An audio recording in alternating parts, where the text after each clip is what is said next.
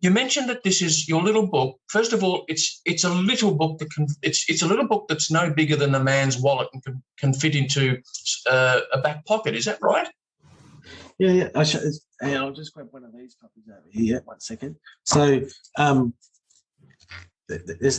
see if I can get this. So that's got it. There's the size of the book. Got that. It's literally all there. I am holding the book.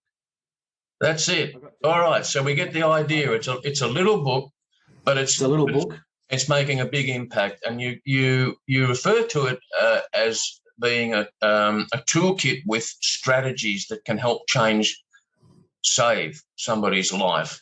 Can you give us the audience watching and listening to you, Stuart? Are you able to give one example of that from the book, please? In my mind, the book has three aspects to it. One, of course, is the content of the book, and that, of course, is highly important. But the second aspect of it was the actual size of the book became a strategy, because no one wants to sit on a train or a plane with a book open that the passenger next door can see perhaps what you're reading, because it's quite personal and private. Right. So I knew that I had to keep the book small. Well, that was my view, is to keep it discreet and small. And then the third part was I had all of the books made sort of like to Bible. I don't know if you can see that's like a cloth linen cover. So it's sort of like Bible or the old-fashioned dictionaries. It's right. It's hand stitched, and you can't bend it.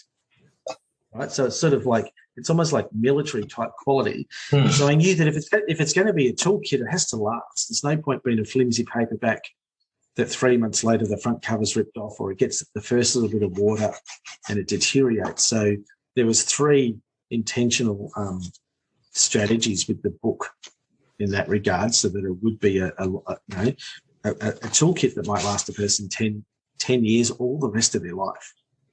So I don't know if that answers your question, but that was sort of where my thinking was at, that it wasn't just about the content. And when I had a publisher from New York really want the book, they were just hell-bent on putting it in bookshops as a paperback book.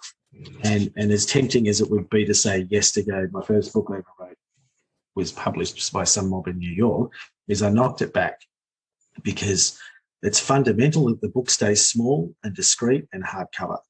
And I felt like they were going to break the mold, because the book's useless if it's in the bin.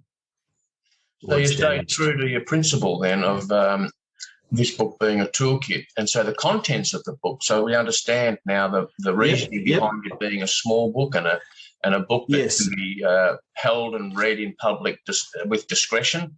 And inside, so obviously tells of your story from a personal experience, and it gives hope to and direction to somebody who's in that dark moment, right?